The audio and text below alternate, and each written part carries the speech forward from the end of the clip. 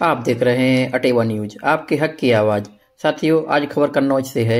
यहाँ के जिला संयोजक प्रवीण पाठक ने प्रदेशी नेतृत्व के आह्वान पर एक आवश्यक बैठक बुलाई थी। इस बैठक में मंडल अध्यक्ष कानपुर डॉक्टर पंकज सिद्धार्थ, प्रदेश सोशल मीडिया प्रभारी सुफियान अहमद जी के द्वारा बैठक में प्रमुख रूप से उपस्थित रहे। बैठक में नवनियुक्त पदाधिकारियों का मनोनयन किया गया। इस अवसर पर प्रदेशी सोशल मीडिया प्रभारी ने विस्तार से सोशल मीडिया और संगठन की गतिविधियों के बारे में चर्चा की।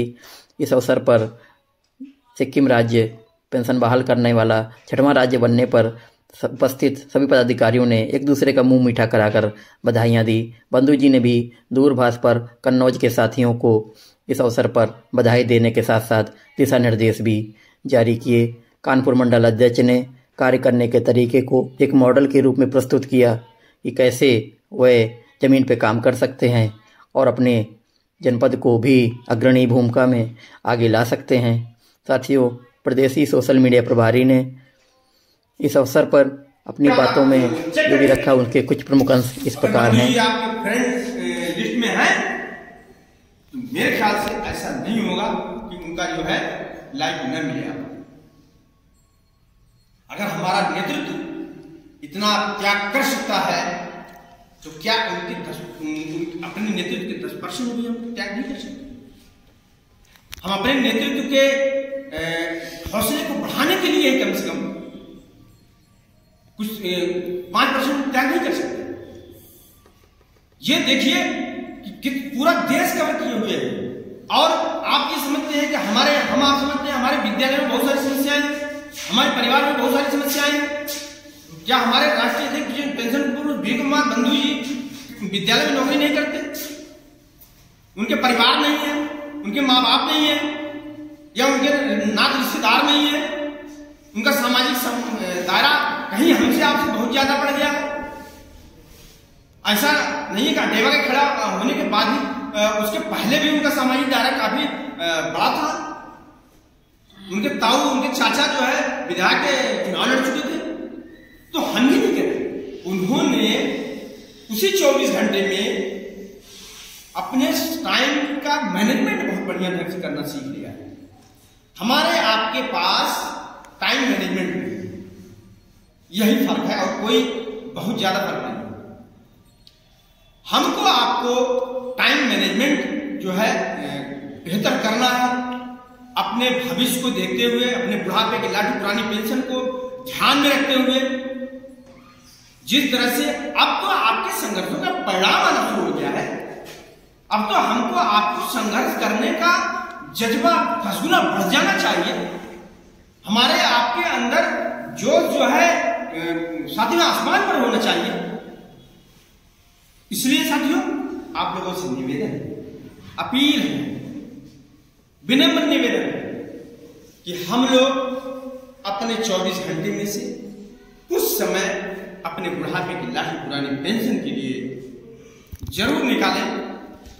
नहीं तो अगर जहां दूसरे राज्यों में पुरानी पेंशन योजना बहाल हो रही है, वो लोग पुरानी पेंशन पा जा रहे हैं। सबसे पहले अटेवा का गठन हुआ, पुरानी पेंशन की आवाज यहां से शुरू हुई और हम लोग जो है चिंता करते थे कि पंजाब में कैसे शुरू किया जाए, झारखंड में कैसे शुरू किया जाए। कई राज्यों में हम लोगों ने मीटिंग करी, हम स्वयं कई राज्यों में मीटिंग किए गए और हमसे बहुत बाद में संगठन खड़े हुए कई राज्यों में और वहां पुरानी पेंशन योजना बहाल हो गई। लोग उसका लाभ भी उठाने लगे, जियो भी जारी हो गया, जीपीएफ में पैसा जो है जमा होने लगा। लेकिन हमारी पेंशन नहीं बहाल हो रही है। उत्तर प्रदेश में अभी संघर्ष और तेज करना बाकी है।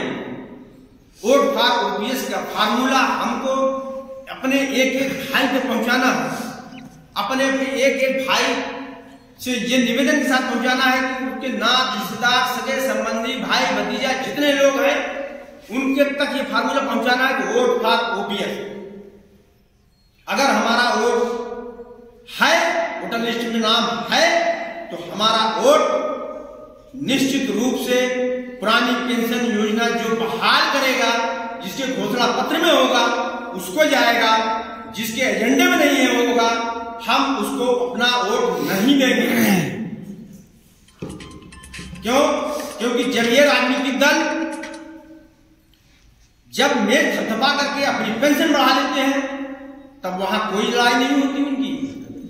मेल थपथपा करके अपनी भत्ते बढ़ा लेते हैं वहां कोई विवाद नहीं होता उनका, कोई इख्तिलाफ नहीं होता उनका। अपनी सुविधाएं बढ़ा लेते हैं। एक एक व्यक्ति 8-8, 10-10 बार विधायक और सांसद और मंत्री रहता है, उसकी सुविधाएं ले रहा है और वो आपस में निर्विवाद रूप से सारी सुविधाएं लेते हैं। टैक्स फ्री उनके सिस्टम में आते हैं, वो अपने आप को कर रखा है। कितनों की प्रॉपर्टी उनके पास है लेकिन उन्हें टैक्स नहीं देना है। जो वेतन पा रहे, जाहिर बात है वेतन वो सांसद विधायक है उनको मिल रहा, उस पर 1 रुपया टैक्स नहीं देते। टैक्स फ्री 300, 400, 500, 600 रुपए में हम लोग जो 84 दिन बात करते हैं, इंटरनेट चलाते हैं, 15,000 रुपए उनको जो है भत्ता मिलता है मोबाइल का। क्यों मिलता है भाई? तमाम सवाल है। हमारे महामहिम राष्ट्रपति का वेतन 5 लाख रुपए महीना है और कई विधायक ऐसे रहे, पंजाब के विधायक ऐसे रहे, प्रकाश सिंह बादल जी, उनका 5,72,000 रुपए पेंशन उनकी आती थी। अब इस वर्तमान सरकार ने वहां एक व्यक्ति एक पेंशन लागू कर दिया है। ये फार्मूला पूरे देश में लागू होना चाहिए। अगर आर्थिक संकट हमारे देश पर है तो क्या हमारे लिए सब खाली है? पूंजीपतियों को पैसा माफ किया जा रहा है, करोड़ों हजारों करोड़ रुपए माफ कर दिए जा रहे हैं, एक झटके में माफ कर दिए जा रहे हैं। हमारे जैसे कम सैलरी वाला आदमी, गरीब आदमी 1 लाख रुपए लोन लेता है और उसको जो है सूद ब्याज के साथ उससे जबरदस्ती वसूल किया जाता है, उसके घर पे जो है पूरी भेज दिया जाता है अगर वो नहीं जमा करता है तो। गरीब आदमी के लिए कोई छूट नहीं है। पूंजीपतियों और अरबपतियों के लिए जो है हजारों करोड़ रुपए उनके माफ कर दिए जाते हैं एक झटके में। ये दोहरी नीति नहीं चलेगी साथियों।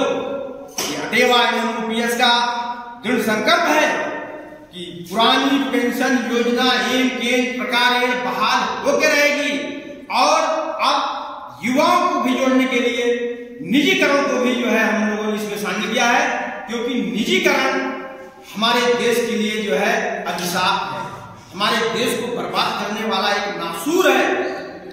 निजीकरण अगर रहेगा तो निजीकरण का ही एक प्रारूप है एनपीएस। एनपीएस कोई दूसरी चीज नहीं है, निजीकरण का ही एक प्रारूप। तो हम लोग निजीकरण का भी विरोध करते हैं क्योंकि एनपीएस निजीकरण का ही एक प्रारूप है और निजीकरण का विरोध करना इसलिए जरूरी है कि जब हमारे देश की संस्थाएं मजबूत रहेंगी, हमारे देश के विभाग मजबूत रहेंगे, हमारे देश के पास पैसा रहेगा तो हमारा देश मजबूत रहेगा, हम मजबूत रहेंगे, हमारे बच्चों को नौकरियां मिलेंगी, हमारे बच्चों को नौकरियों के बाद उनको पेंशन मिलेगी। तो जब सरकार के पास पैसा रहेगा तभी सरकार नौकरी दे पाएगी, सरकार के पास जब पैसा रहेगा तभी सरकार पेंशन दे पाएगी और तभी देश बचा रहेगा, देश की सिस्टम बचा रहेगा देश का। इसलिए बहुत जरूरी है कि हमको आपको, क्योंकि निजीकरण हमको कंपनी शासन को याद दिलाता है, निजीकरण हमको आजादी के पहले के पीरियड को याद दिलाता है। हम लोग कहीं न कहीं किसी न किसी रूप में उस तरफ बढ़ते जा रहे हैं। आज हम लोग ये ध्यान देते हैं कि वर्तमान सरकार जो कुछ कर रही है अच्छी चीज जो है हमारे देश को निजीकरण से मुक्ति दी जाए और जो है एनपीएस निजीकरण भारत छोड़ो रथ यात्रा पूरे जून में निकाली गई थी और जैसा कि आप लोग सोशल मीडिया पर देखते रहे, हम उसमें स्वयं जो है शामिल थे और अंतिम यात्रा जहां जाकर नासिक में खत्म हुई थी वहां तक हम गए थे और उसमें हमने बहुत जोशो खरोश देखा लोगों का। और जो यात्रा शुरू हुई थी चंपारण बिहार से शुरू हुई थी 1 जून को और वो यात्रा चलते हुए बिहार से आई जो है बागी बलिया से प्रवेश की यूपी में और यूपी से होते हुए उत्तराखंड गई, उत्तराखंड से फिर जो है फिर यूपी में प्रवेश की, यूपी के कई जिलों में होते हुए कन्नौज तो नहीं आई थी, औरैया होते हुए मिली थी, और उसके बाद फिर एमपी में प्रवेश की, एमपी के बाद जो है महाराष्ट्र में प्रवेश की, महाराष्ट्र के कई जिलों से होते हुए नासिक में जाके इसका समापन हुआ था। तो साथियों, उस यात्रा के दौरान हमने ये देखा, एहसास किया कि लोगों के अंदर वास्तव में जो है जुनून है, दर्द है, पीड़ा है, और जो है वो उस दर्द को अपने जो है शेयर करने के लिए हमारे राष्ट्रीय अध्यक्ष देव कुमार बंधु जी के पा करके बहुत अपने आप को जो है उत्साहित हो जाते थे, बहुत भावुक हो जाते थे, और जो है वो लिपट करके उनसे अपनी जो है खुशी का इजहार करते थे कि आप धन्य हैं कि जो है ऐसे आंदोलन को आपने जो है शुरू किया है, और ये बहुत जरूरी था। आज के दौर में कोई आवाज नहीं उठा रहा है जहां सरकार के खिलाफ, आप जो है ऐसा आंदोलन चला रहे हैं, एनपीएस निजीकरण भारत छोड़ो रथ यात्रा लेके निकले हुए हैं, और बड़ा समर्थन मिलता था, विभिन्न संगठनों से समर्थन मिलता था, और लोग फूल मालाओं से लाद देते थे हमारे राष्ट्रीय अध्यक्ष जी को। और देखने में सोशल मीडिया पर साथियों देखने में यात्रा बड़ा आनंदपूर्ण लगती थी, लेकिन जो लोग यात्रा में सफर कर रहे थे, मैंने इस चीज को एहसास किया है, जो लोग यात्रा में सफर कर रहे थे वो लोग एहसास कर रहे थे बहुत अच्छी तरह से इसको कि वो यात्रा बहुत कष्टदायी थी, बहुत कष्ट में चल करके वो यात्रा पूरी की जा रही थी, और सवेरे यात्रा शुरू हो जाती थी और 12 बजे रात तक हमारे आ गई। ये मंजर हमने अपने आप में देखा, एमपी में देखा, महाराष्ट्र में देखा, लेकिन एमपी का जो रिजल्ट आया चुनाव का परिणाम जो आया वो आपके हमारे फेवर में तो नहीं आया, लेकिन आपका मुद्दा कहीं हारा नहीं। आप किसी जान लीजिए, मैं बताना चाहता हूँ आपको, किसी राज्य में आपका मुद्दा हारा नहीं है, आपका मुद्दा हर राज्य में जीता है, चाहे राजस्थान हो, चाहे छत्तीसगढ़ हो, चाहे प्रदेश हो, और आपका मुद्दा, हमारा मुद्दा वोट फॉर ओबीएस का हर जगह जीता है, और जो है जो उसका सीट वाइज जो रिजल्ट आया है उसमें जो है हर जगह हम जो है लगभग 2/3 बहुमत से जीते हैं, यानी हर सीट पर बैलेट पेपर से जो गिनती हुई है वहां पर जो है हम लोगों का जो है वोट ज्यादा रहा है हमेशा। कुछ सीटें ऐसी रही हैं जरूर कि जहां पर हम लोग जो है, जैसे मध्य प्रदेश का है 99 सीटों पर जो है वोट फॉर ओबीएस का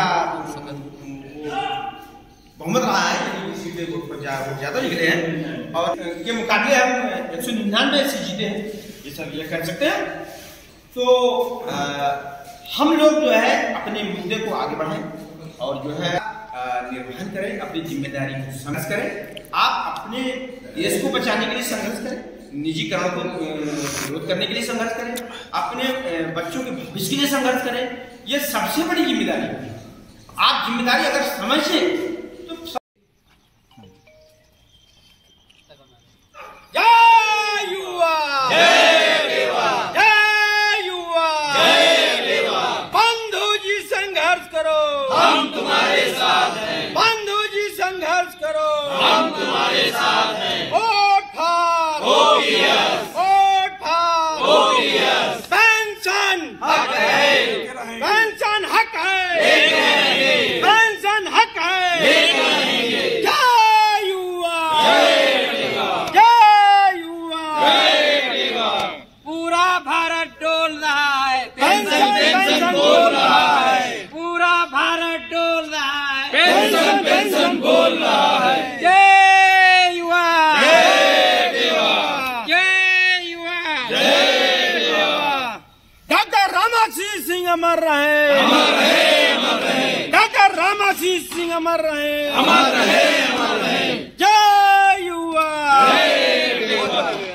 निजीकरण बंद करो, निजीकरण बंद करो, निजीकरण बंद करो। जय युवा, जय युवा, जय युवा, जय युवा।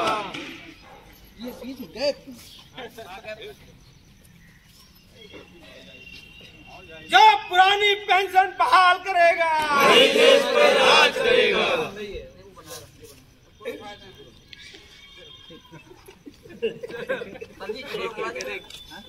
जी